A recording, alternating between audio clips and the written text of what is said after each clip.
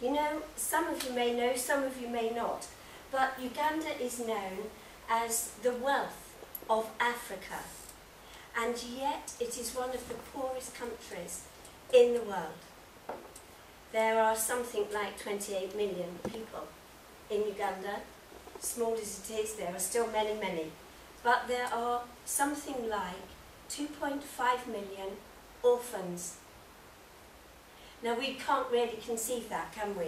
We can't imagine even that amount of children, let alone them being orphans. Over half of that number of orphans have HIV/AIDS. Their prospects are not good.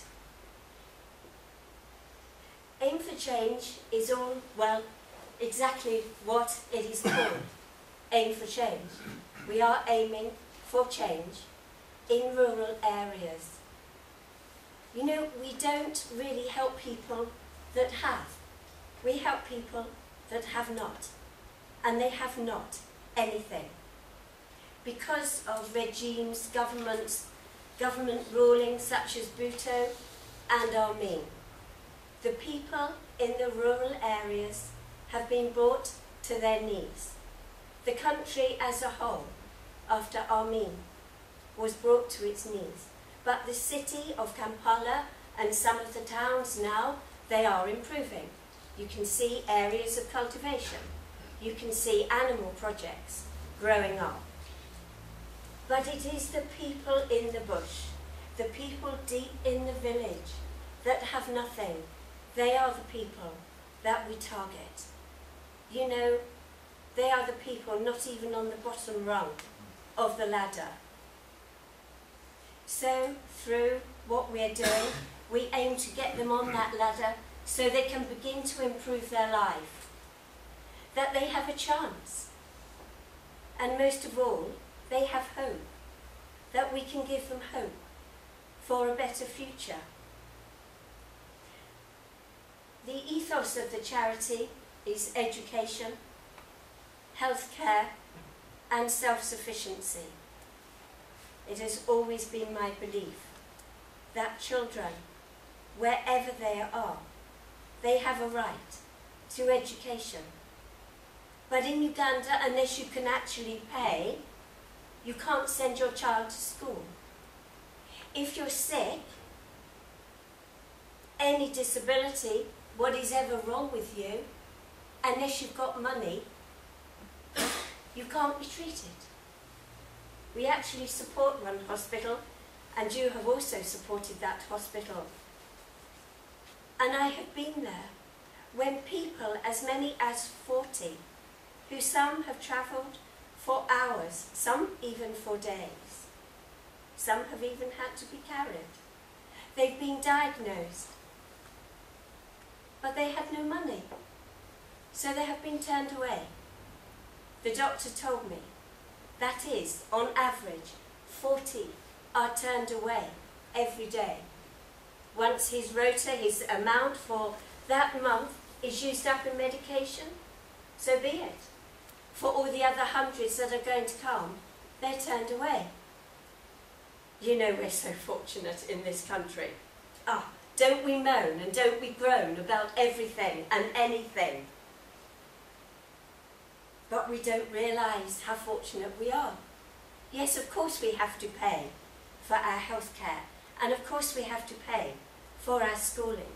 But it is our children's right to have education, and it is my belief, in whatever country, it is that child's right to have an education. How else are they going to have a hope for a better future? So we will begin with education. But remember, our ethos is education, healthcare, and also self-sufficiency.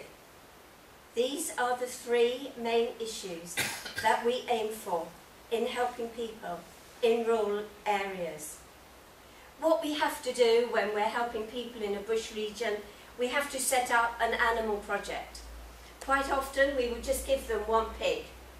And you know, we buy pigs fully grown, ready to give birth. They're more expensive, but it's the best way to go, because as soon as that family gets that pig, they're going to get an income.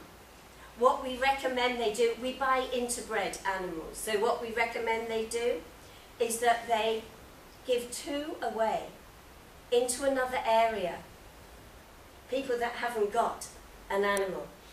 And then we recommend they sell 2. And by selling those 2, they can then put their children, at least one child, into education. Mostly they opt for the oldest one, if the oldest one is a boy. If not, then the girls usually have to wait to a bit later. But even so, they have a good method where even if the oldest is a girl, the boy will still be put into education, but then he will come back and he will show the other children what he has learned that day. So it has an incredible spin-off effect.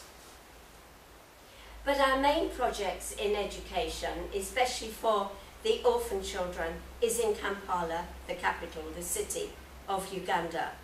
There we have about 45 children. Now we make sure our kids are well cared for. Many orphanages, well, I don't want to go down that route of talking how other orphanages are run, but they are not run well. Of that I can really assure you. I have seen them, I've been there, I've seen how the kids suffer. And when I was asked to get, I was asked to be involved with children because there's a situation, as you all know, about HIV/AIDS in Africa, and it's rampant in Uganda, that parents die, and so children, they go on the streets. Many parents don't want their children on the streets, but they've nowhere to put them. There's nowhere for them to go, so you see them. You even see little tiny girls at night in prostitution. It's those children that really get to me. But we were asked to help because it was a family I'd even met. The mother, she died of AIDS. The father also had full-blown AIDS. So he axed his 8 children, and then he turned the axe upon himself. We shudder at that thought of 8 children just being killed like that. It is a true fact. But he didn't want his children living on the streets. We can't imagine that, can we? I certainly can't. So I'm sure you probably can't either.